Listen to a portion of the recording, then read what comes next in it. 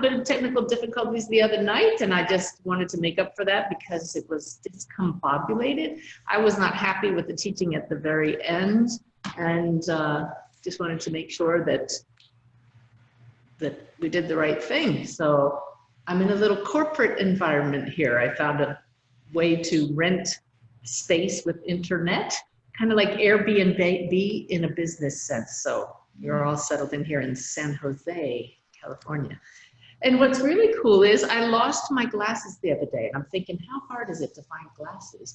And they were stuck to the microphone bag that I'm using here. I have my high-tech microphone. They were stuck there. I wouldn't have found them for a month if I hadn't done this. So very good. I wanted to tell you all, thank you for your suggestions on what to name my scooter. I have named her Joy after all. And it became very clear to me that I was supposed to do that because the very next morning, I guess that was just yesterday, after we had the session and I told everybody that I'd gotten a scooter, I went out for a spin first thing in the morning and I put on my playlist. I had my music in my pocket so that I would still be able to hear if there was any traffic. And I was playing a certain song, and all on its own, mid-song, it shifted to this song by Fernando called Viva Ray. And the lyrics are so significant. We played them at the Holy You retreat, and it talks all about doing what you love just for the joy of it. And I thought, this is the God wink of the first order to say, yes, you're just out here to have fun. Of course, we're going to name this Joy. So, I'm going to take a couple questions and I want to share with you some insights that I had just this morning, but mostly this will be a Q&A session and we're going to go exactly 1 hour. We'll stop on the hour. I even set an alarm so I don't take up any more of your time, but hopefully it's time well spent. I just want to do a real quick invocation. If you'll join me, please, just join me in focusing on the heart. And I'm so grateful that all of you have come again to join me. I gain as much from being with you as I hope we all gain from being with each other. And in that way, just celebrating our oneness, celebrating the love that we all share. We're going to be answering questions today, discussing probably some deep topics. I'm asking my team to step in now as closely as possible. May the answers that come through this one tonight be the highest possible answers that we can get. And so it is. All right. So Bev, I thank you so much for giving up your evening here to help us. If you would serve as moderator as always, that would be great. And we'd love to bring any of you who want to ask questions in on camera, so be sure to let us know. If you don't want to be there, put your hand up over the camera real fast and we'll take you away. Okay. Are you ready to start off with the question? Do it. Yep, I'll do the sharing a little later. Okay. The first question is from Cindy, but Cindy, I don't find you in the list. So maybe you've signed off. If not, let me know that in the chat. In the meantime, I'll go to the next one, which is anonymous. How do animal spirits communicate with us? Are they like little angels for us? Okay, I need to just do one thing here. There we go, just to make sure it's recording correctly. Repeat the question, please, Beth. How do Animal spirits communicate with us? Are they like little angels for us? Oh my goodness. This one, I'm just loving how the team is right here. Sanaya is saying, spirit is spirit is spirit. And that communication is simply consciousness playing out through all of us, through me, through you, through our beloved pets, through any animal, through all of creation. And by intention, consciousness connects with other aspects of consciousness. We just happen to put everything into its own little boxes, but all communication simply takes place through the one divine mind that divides itself into apparently finite beings. And so pets, guided by that mind, as that mind, communicate telepathically, mind to mind. And that's the way all communication takes place, only we make it a little bit more difficult here by putting words to everything, which limits us even more. What was the second part of that question, Bev? How do they communicate with us? If they were like little angels for us. That's a definite yes, isn't it? I mean, the angels are simply our helpers, whether they're here in physical form or not. across the veil, I think the question really means, you know, do they help us? And the answer that I'm hearing is simply by helping us to raise our vibration, by being the loving companions that they're meant to be. That in itself is healing and makes them, of course, angels. As far as making things happen for us, like guides do, I see that that's not exactly how it works. Really, it's just that heart connection to maintain our awareness of what's important in life. Okay. I found Cindy. Cindy, you actually were signed in under your email address. So, all right. Um, okay, so let's bring her in. Cindy, are you there? Hi, I'm here. Can you hear me? We can hear you. We can't see you, but you go right ahead and chat away. Okay. Nice to see you. I'm having trouble getting a dream from any of my loved ones, and some of them have been gone quite some time. I've asked them for dreams, and I just wondered, is there anything I can do to make it easier for them to get through? Okay. And it may be that I don't remember them, perhaps, but I just wondered if there's anything I can do. What I'm hearing now is that our souls are visiting our loved ones as we sleep, whether or not we're aware of it. That's not actually the dream state, that's an actuality that we are with them while our bodies and our human awareness is resting, as consciousness always together. As far as what you can do to get them to visit you in a dream, I'm being told that there's nothing we can physically do. I mean, we can't force that to happen, but intention is key. So the guides say, I'm sure you've already set the clear intention, but you can ask to remember your dreams and simply understand and know that they are trying, and as it's meant to happen, it will. So again, it comes down to trust the process, which is not always easy for us impatient humans, right? Yes. Yeah. Thank you so much. I appreciate that. Thank you. Okay. Yeah. But I'm just going to keep this in gallery view for the recording. Let's just keep it going. Okay, Diane. I don't have a last name here, so let's see. There's Diane. And you can come on and ask your question. Okay, she's muted and we don't have a camera. Oh, there we go. Hi, Diane. How are you? What, are you muted? Oh, I don't see. Is there some way you can unmute yourself or check your speakers? Okay, well, you can do sign language and type your question to Bev. She'll read it for you. I've got the question here, so I'll talk, Diane. Diane says, I was adopted as an infant. Over the years when I've had readings, it gets confusing when the reader says, or it must be the medium says, I have your mother or father with me.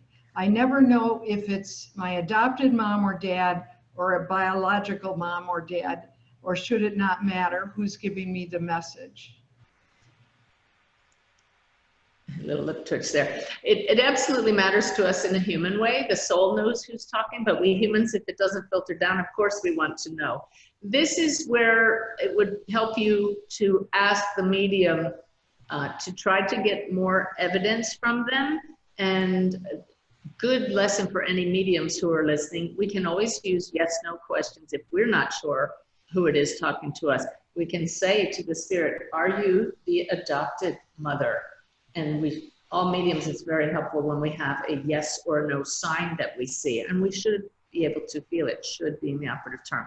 Are you the biological mother and father? But truly, if the medium captures the essence of that person, you would recognize that as the biological or the adoptive parent who you knew very well.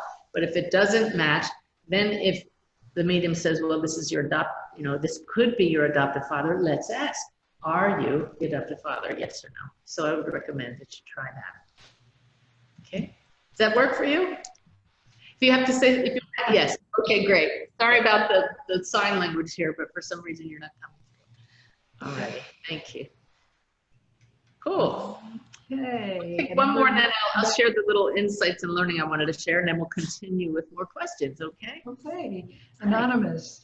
Can humans reincarnate as animals and vice versa?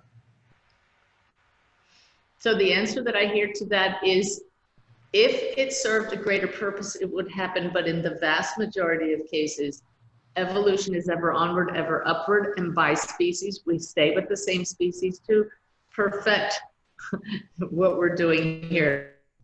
I put it in quote because we're never going to be human, perfect as long as we're human. But evolution-wise, reincarnating as an animal would actually be a step backwards for a human, because we have the free will choice, which most animals don't when it comes to reasoning. So I'm getting a yes for that answer. So there you go. That's it. Okay. All righty. So Bev, I'm just going to share a little bit here now. Remember how we were practicing sharing the screen and using the whiteboard? I'm going to do that today. Oh, good. And see how it works, because I want to do a little drawing for you all and show you something. But I noticed in myself, first of all, was really upset with myself that I was so distracted by the technology Tuesday night that I didn't feel this connection that I always do when we do the webinars. Right now, the guidance from Sanaya that's coming through, and it's very clear. This connection is, oh, it's at the heart, and it flows, but it wasn't flowing the other night. So I've been out of sorts ever since then. And this morning I noticed that I was judging. How can we put this? I noticed that I was disappointed in people who weren't thinking positively about the world and getting really caught up in politics and the news. Anybody know anybody like that? Okay. And I was shown by Sanaya when I asked, I don't really like this attitude. They were saying that when we who are on the spiritual path look at others and are bothered that they're not where we are, that is judgment in itself. Of course it is. And so if you read Sanaya today, I have the message here. It was all about polarity. In fact, let me share what they said this morning. Polarity, opposites of one spectrum. You can balk all you want at the opposites, yet the two are intimately connected. Stuckness. It keeps you from appreciating the learning opportunities and reconciling into oneness. How does it feel to be rigid versus flowing? Perhaps you do not even recognize flowing, for it is the opposite of rigid. Step outside the box. Roundness is synonymous with wholeness. And until you taste the spectrum of experiences, you are anything but wholly you. And I was given these images that I want to share with you now. Where's my little share screen? There it is. Share screen. Okay. I'm going to bring up my little whiteboard. Here we go. Bev, do you see that now? You see my screen? Yes. Okay. So what I was shown is, let me do a little drawing. Okay. All right. Well. So here's one person, and here's the other person. And this is the opposites of the spectrum. So here we have me and other, okay? And this is how I, in the past, had pictured polarity. It's not a very good drawing, is it? Polarity, okay? And I was shown this morning that's putting myself in a box. When we say there's me and there's you, of course, that's separation. And I was shown when they said step outside of the box, really, they did it like this. That all of us are on a spectrum, and that polarity isn't necessarily just a line, but everything's connected and everything flows. So when they said step outside of the box, I love this because suddenly we know that we can be anywhere along this whole circle. And the guidance was to find some wording. Let me get out, well, I'll keep that up there for now. Find some wording that gets us out of our stuckness. And I chose aware and flowing. And so today I caught myself, I'm gonna stop sharing. I caught myself feeling everything from the Suzanne point of view. And this is the key to what I'm trying to share with you now.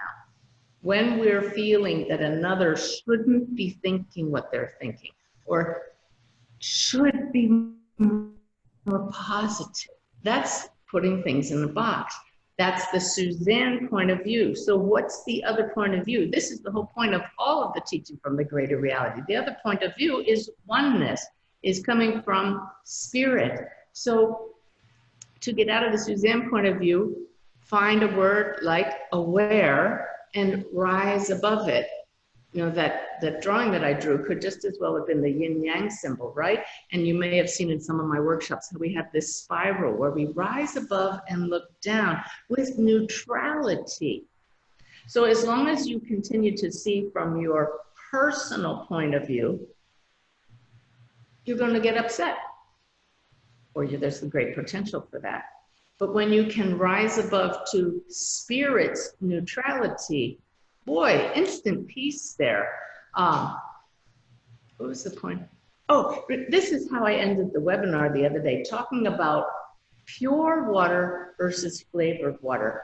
Anytime we're viewing from our own particular story, the Suzanne story, the Bev story, that's flavored spirit.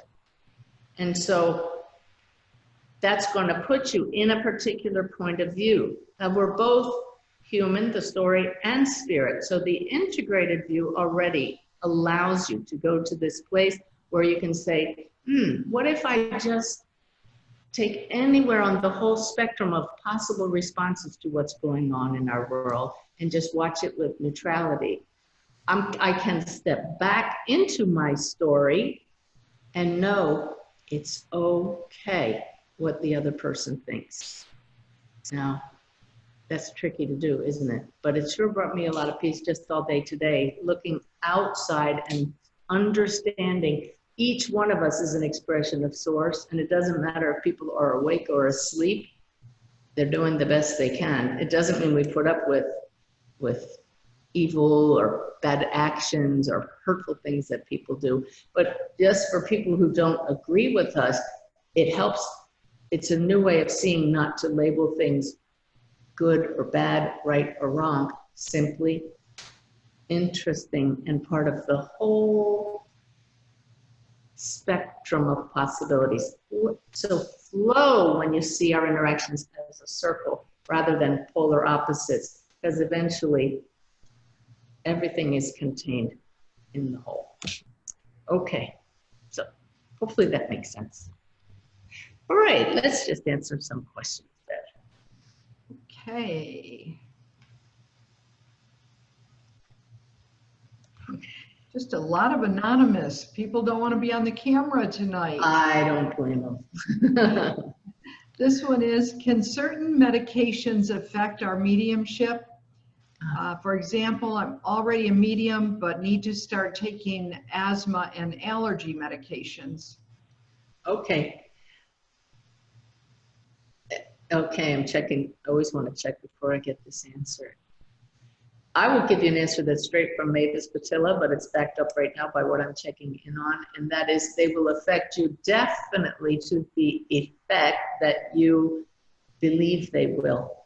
In the book I just wrote about Mavis Patilla, who's been a practicing medium for 50 years, she takes morphine daily for back pain, and it has not affected her mediumship at all. Whereas other people said, oh, that's really going to affect your ability to tune into spirit.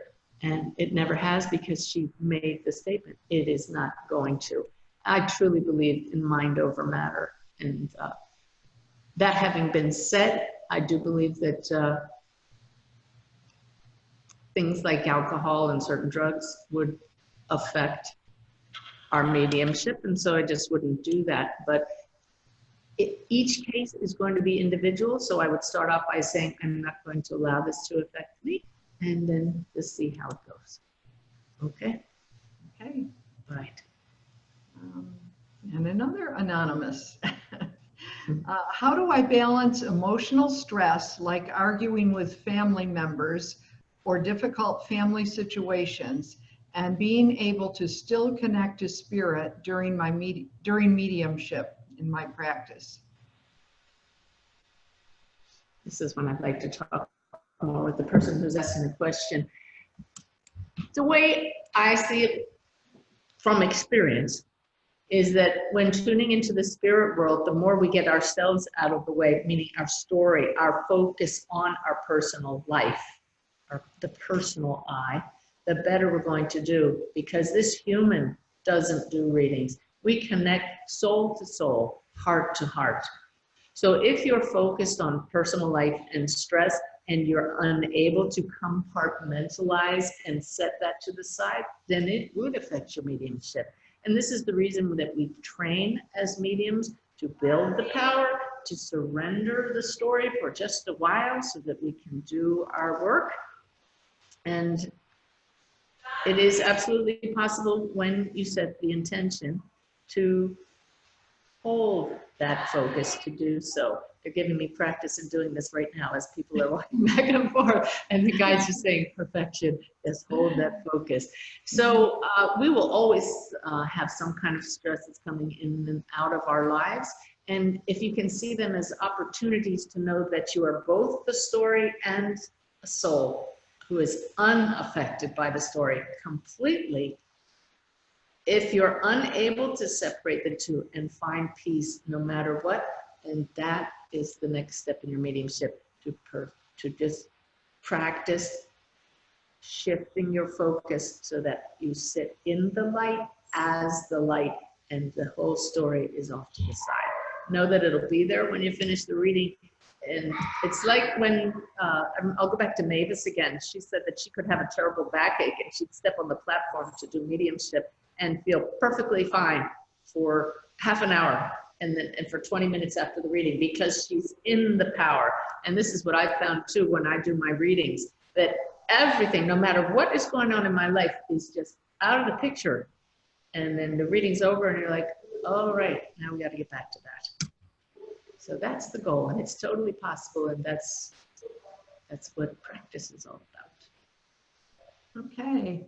Nicholas would like to ask a question. Okay, hang on just a second. I just look down and I see that everybody's sitting there and I just think this is awesome. So I just thank you all for joining me again. It's always a blessing for Bev and for me to sit with all of you as well, because we feel the love.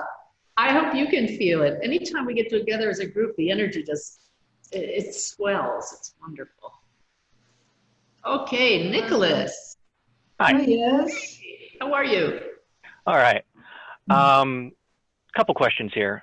One, about dreams. I know we can connect with our loved ones, you know, in the astral, but are we also connecting with alternate versions of ourselves in an alternate reality, like in a parallel universe? Is that possible? And if that's, give me one at a time here, okay? What Sanaya says to that is that dreams are the play of consciousness just as much as this reality is, but a different rule set in dreams. So it's consciousness that is mixed. You're tapping into the superconscious, but it's also can get muddled at times by your own subconscious. So do not give too much credence to what you experience in the dream state as it relates to the waking state, where you are accessing a different reality. Does that make sense? If it's helpful to you, okay, but don't feel that it lines up completely with these reality. They're different ones that are out of phase with each other, or the same rule set would apply.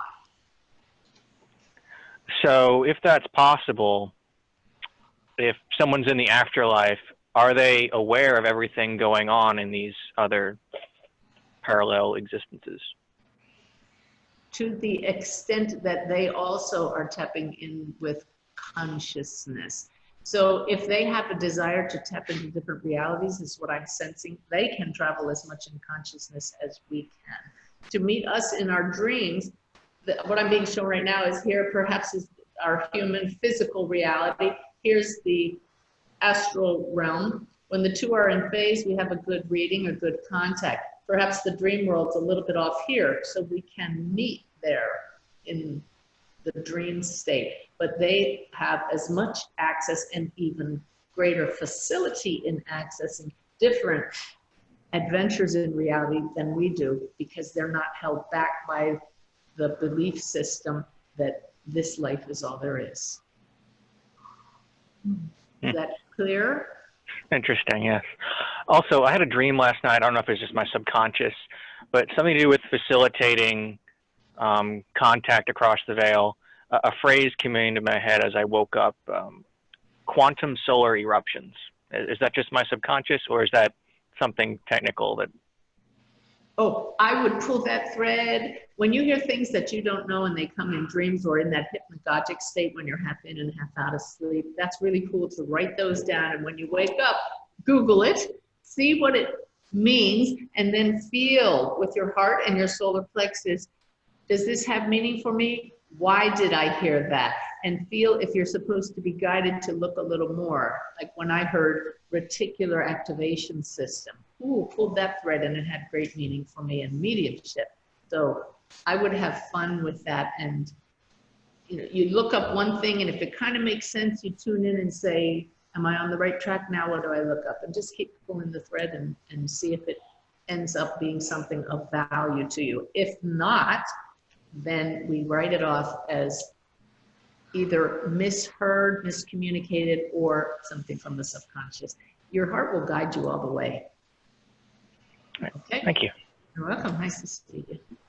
Thank you. Okay, we'll send you back off the screen, Nicholas. Thank you. Colleen Smith has a question. Hey. Colleen. Oh, wonderful. Colleen, we're waiting for you. Here we are. I look orange. I promise I have not spray painted myself with tins. It's just the lighting.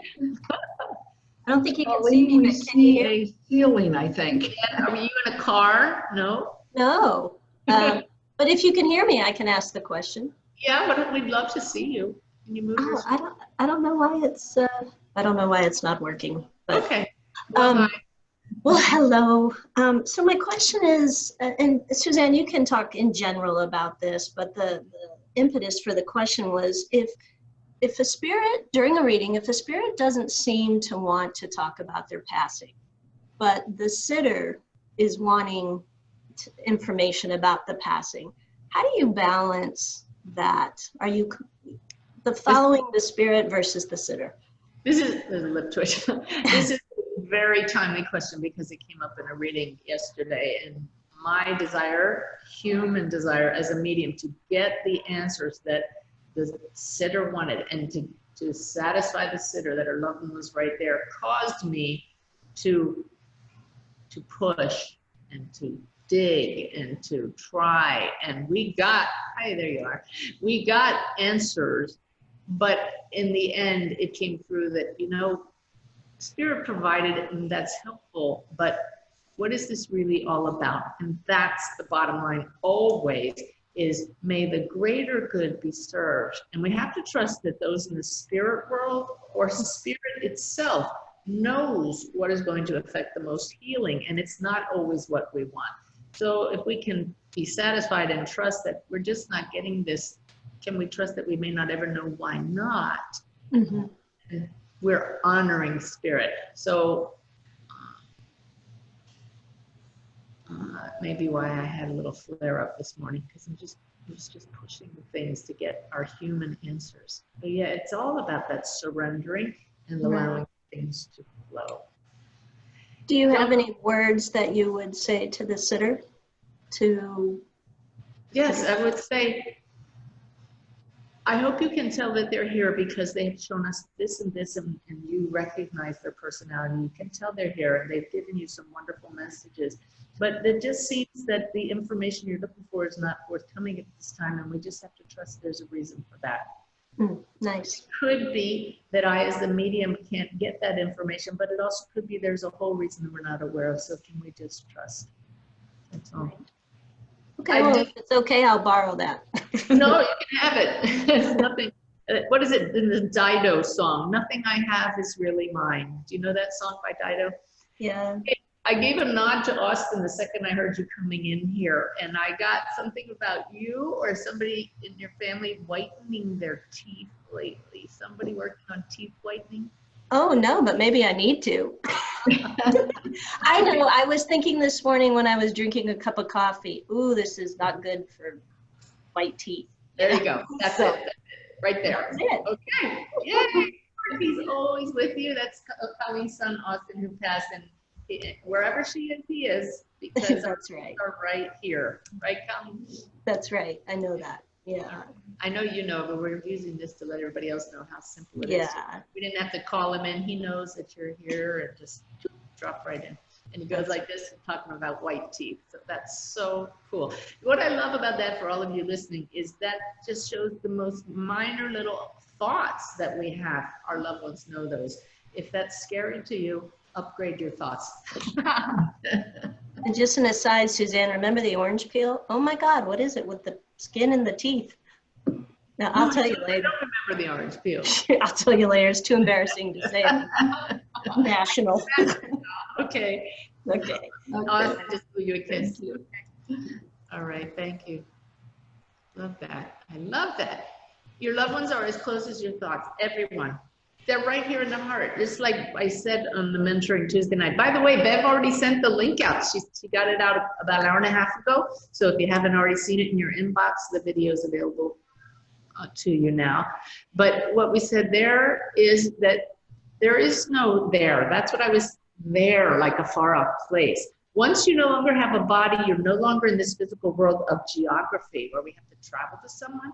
They truly exist in the mind, yet they are having their own lives, which are very real and truly experiential. It's not like they're just hovering around us.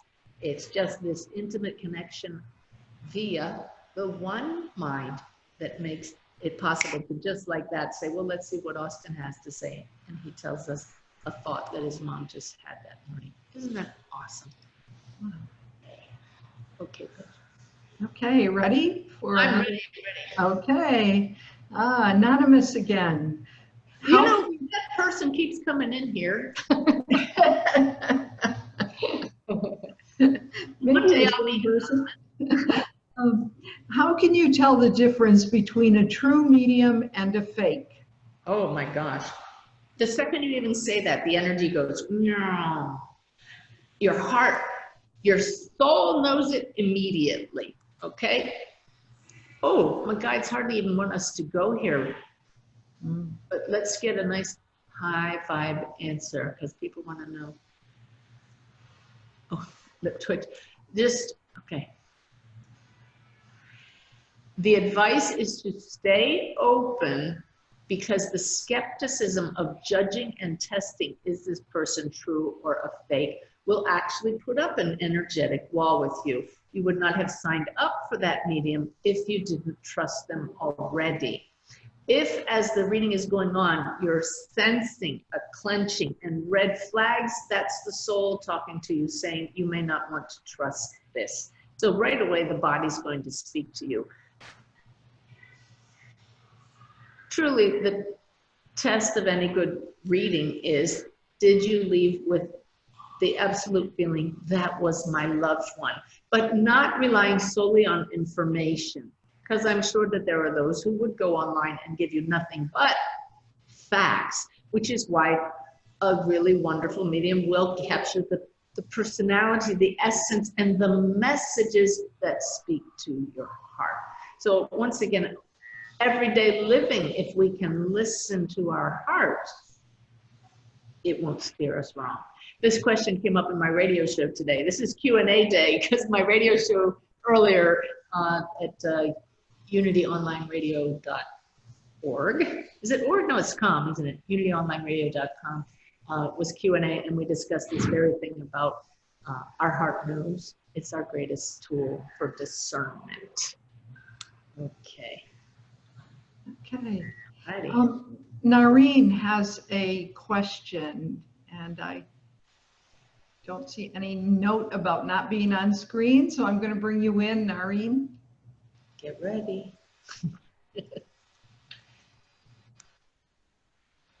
There she Hello, is. how are you? We need to unmute. There we go. Go ahead. There, we hear you. Yay. Hi. You know, Hi. the English is my third language. I'm sorry if I make mistakes. I hope you will understand my question. Вы говорите по-русски? Да, Я по-русски. тоже говорю по-русски. Правда, это мой второй родной язык. Очень приятно. But I have to speak English. So, what happened? We lost our youngest son 11 months ago, and he comes to our dreams all the time. He's teaching us. He's showing that he's there. But you know, me and my husband, we want to learn some mediumship to be able to contact with him more. We don't know where we're supposed to start. And also, you know, me and my husband, we have a question which, you know, we keep asking everyone: is it really that was his time to leave us, or it was like a curse on our family or something like that? Because we Armenians, we strongly believe that, you know, there is evil eye, voodoo, or all those things can affect person's life. So okay, so we what I don't want know. to do is we have 57 people right now. Every single one of us can tune into our hearts and send this family love. Just breathe that in, okay? It's coming right at you. And Thank you. belief, you say you believe in the evil eye. That's the operative word. Belief system versus experience. So I can only speak from my experience. When I have experienced across the veil, I've experienced the beauty and the love that is the ultimate reality. Am I saying there's no bad in this world? We know there is in this human world, but at the ultimate reality from which all arises, you're only going to find love. And I guarantee you that's where your son is right now. I keep seeing a big ball that looks like a beach ball. It's very colorful. And he's showing me this ball, but I'm not here to do readings. I know you'd love that. Hopefully we'll do that shortly. But meanwhile, your answer is where to start to connect with your son. Oh, there's so much. First, just start by opening your belief system that it's okay to connect, that he is okay, and that you can do it. I believe you know that already, or you wouldn't even be asking this question. Then begin a practice of sitting quietly every day, just for a few minutes, to learn to quiet your mind so that when he does connect with you, you're able to sense something different. Be aware of everything going on around you, not just in your thoughts, but unusual occurrences or things that show up where they shouldn't, like coins on the street or something on the carpet, a feather or a coin that wasn't there before.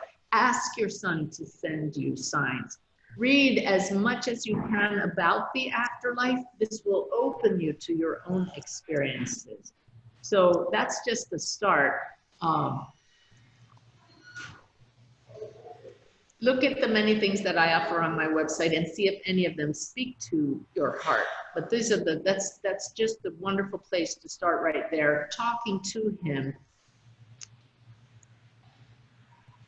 Oh, there's so much more that it fills an entire workshop, but starting a practice of sitting deliberately to connect with him every day, if only for 10 minutes a day, and talking to him. That direct connection will hopefully open up the channels, okay?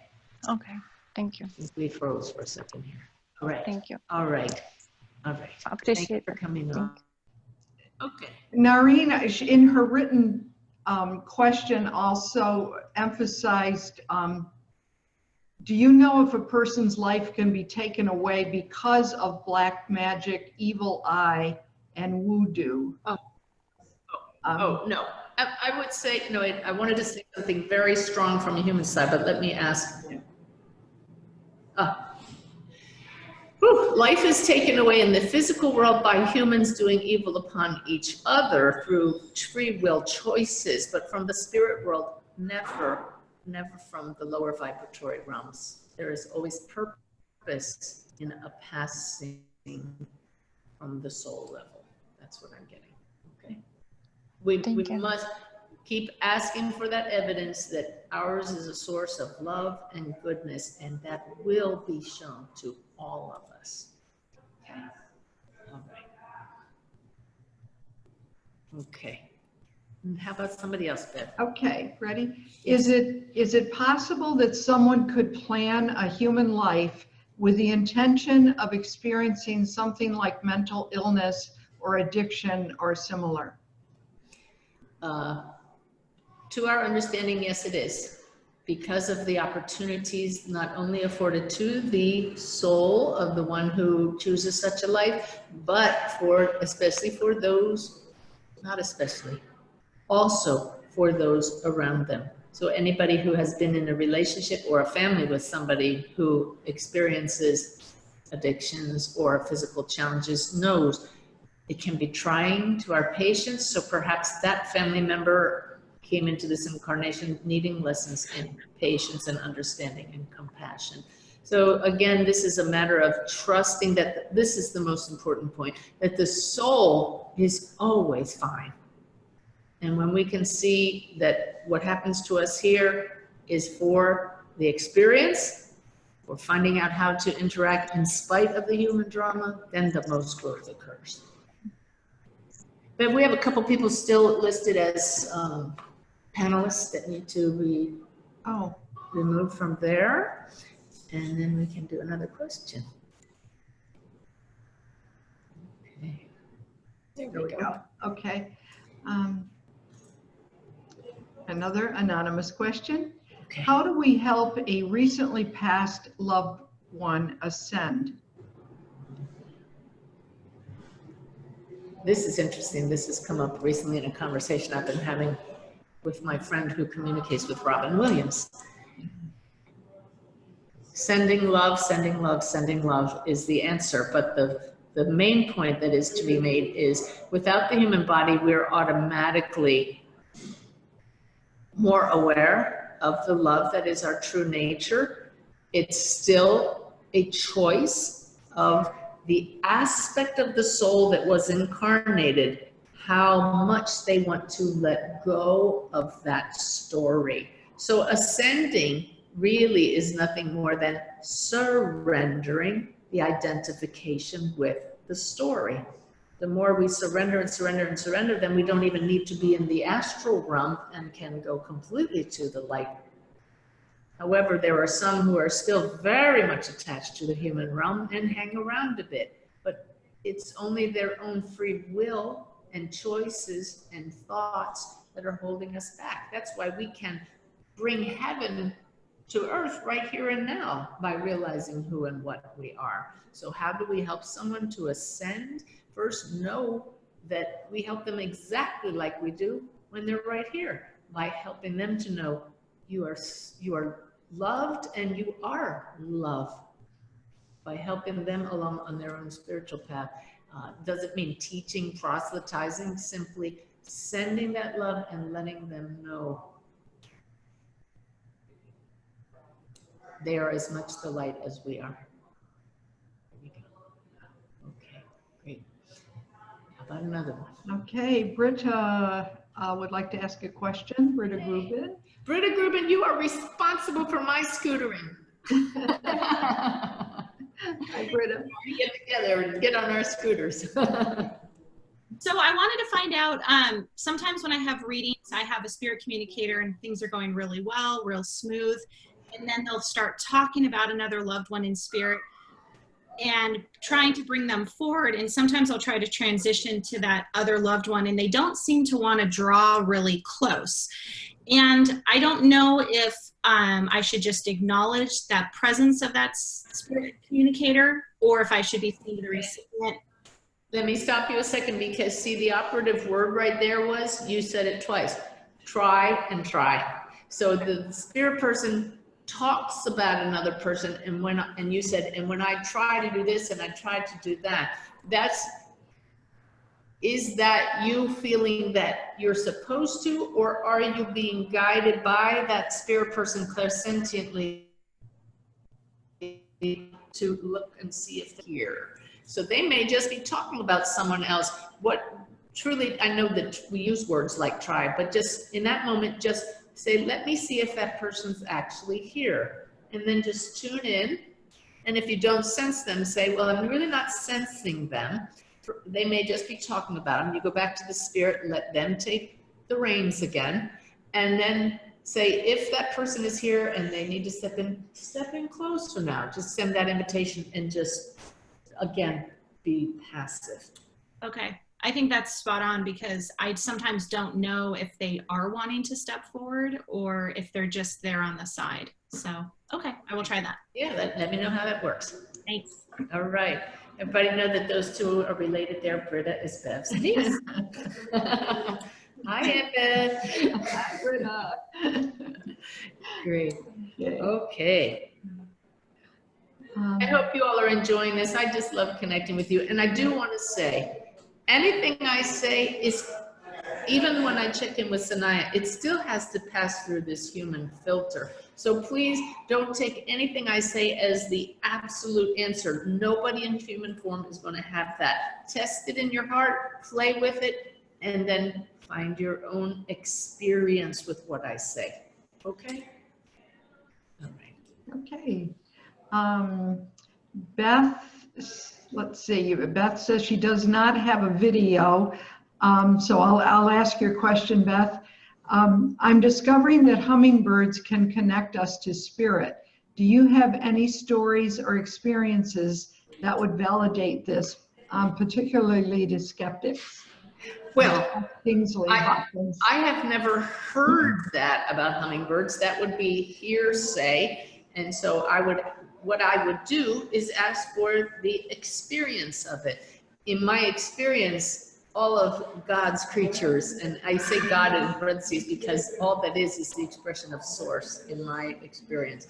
But I would say that birds and butterflies, hummingbirds and cardinals specifically are wonderful messengers, but I haven't heard of hummingbirds being any more of a special messenger than others.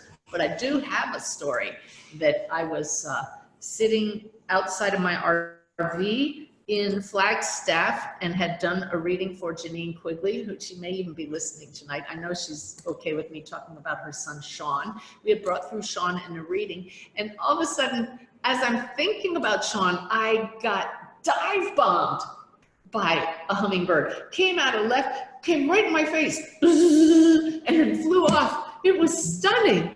And I said, Sean, did you do that? And the bird came back from the right. I mean, I have never had one look me in the face like that. And I called Janine or texted her right away to tell her, and it turns out that he uses hummingbirds to communicate with her all the time. So absolutely, hummingbirds are special messengers, but I don't know if they're any more of a special connection than anything else. Any creature that a spirit can blend their consciousness with to get a message to us, if they see it's going to work, they're going to do it, because they are here and they really want to let us know that they are here. All right. Okay. Christina, I'll bring you on screen. Okay. You know, I felt so, I'll just yak for a second here. I felt so disconnected at the end of the mentoring Tuesday night. And it's once you get to know your team, when you know that feeling that you ask them a question and they're right here, and we get disconnected by our own human thoughts. That was my angst over needing this to be perfect for everybody. And that was the lesson for me. I maintained the peacefulness, but not to enough point that I could truly feel this flow that we're enjoying this evening. You realize what a blessing it is once you can open up that connection with your guides. So if you have not yet experienced that with your guides, set that as your intention. To know in your heart they are as close as your breath, because they dwell within your energy field, albeit at a different level. And tell them, I want to have an intimate relationship with you. I want to know you so clearly that I can just ask you any question and trust the answers I receive. And that's just a wonderful way to start. Okay. Okay, Christina, you don't have a video showing up, but Audio, can you hear us? And can you speak to us? No. Okay, let me ask your question. Okay, sometimes I feel like I'm walking in both worlds, and sometimes I can't make the connection. Is this what others experience? I know it's what this one has experienced, and it's because we are in this human body, which is the veil. We talk about lifting the veil to communicate with the spirit world, and this body and the ego and the thoughts that come with the ego absolutely get in the way. When I want to say, you know, metaphorically, the planets align, but some of you might take that literally. What I want to say is when we are energetically aligned, balanced, centered with our true nature, which is spirit, then absolutely it feels like we walk in two worlds, because we do. But there are more than two worlds. It's not just this world and that world, but our focus expands to allow us access to higher aspects of ourselves. So it does come and go, and that's okay as long as we're human. Just knowing that it's there and setting the intention to get back into that beautiful flow state of alignment will allow that to happen more and more frequently. And talking with many others, sure, that happens to all of us. Okay. Another anonymous question. If a loved one who's passed had an acrimonious relationship with her husband, would her spirit carry that resentment? If they haven't made peace in this lifetime, how would that be resolved? Okay. What I'm receiving as I ask that question is instantly surrounded by a blanket of love as a welcome, awakens us to the truth of our reality and who we have always been, meaning beings of light. Should we choose to hang on to the human story, we are gifted with guides who show us through a life review a better choice, how we could have made better choices. Should that human continue to hold on to their human thoughts, they are always lovingly guided towards awareness of what truly matters, which is always love. So the Cliff Notes version of that is that it's just like here. It is a personal choice to hold on to resentment, but across the veil, given so much more personal attention from guides and from the awareness of love, that it's easier to get that to that place. But if someone's super stubborn, they may need a little extra loving guidance. But remember that word personal, think of that again like flavored water. Beneath take away the flavoring and all is spirit. And that's what it's our lesson to learn. If we can learn that here, the flavoring is all the judgments, the resentments, the story, the layers that pile on top of our light and don't allow it to shine. So if we can dismiss that, focus. If we can dismiss the flavoring of the story before we cross the veil, we don't take any resentment with us. Of course, not everybody gets to that point. The bottom line is know that the helpers are there and ready to help us. Okay? Okay. Let's see. How can the Catholic Church say that Jesus as God is present in the Eucharist and then limit that Jesus to only Catholics? Well, there's a loaded question. And I'm not going to judge the Catholic Church at all, because this morning's lesson was no fixed, rigid views. I'm simply going to say, isn't that interesting?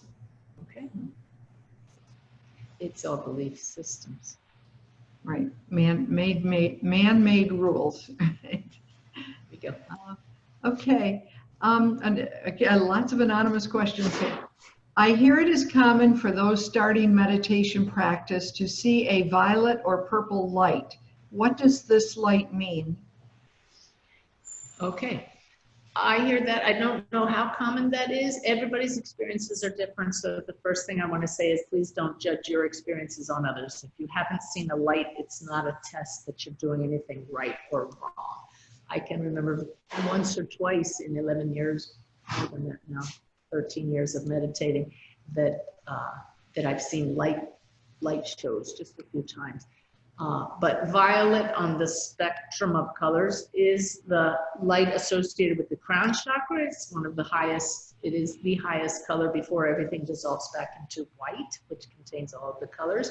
It's associated with wisdom and a connection with the spirit world. So it's a pretty darn good color to see. It would mean that one is very, has a good, let me check here before I just speak. The guides are saying that when one sees violet lights, you are being encouraged to increase your connection with your higher guides and to know that you have easy access to them. Okay. Another we have anonymous. just a couple more minutes here, Bev. Okay. Okay, great. Another anonymous question. Could you explain how our connection to angels differs from our connections with our guides and spirit animals? Okay. So guides are assigned to us specifically. You will have a main spirit guide who helps you in every moment. They get a break when you're sleeping, or you may be having little meetings with them as souls. They get a break while you're sleeping. That's a joke that Boris has said to me, because they don't have to watch out for us so much.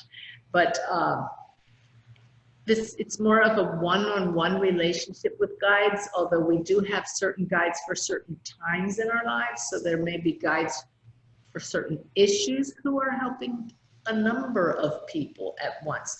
Angels are beyond, at a level, if you might say, beyond the astral realm, and all of this is just my understanding and a bit of personal experience.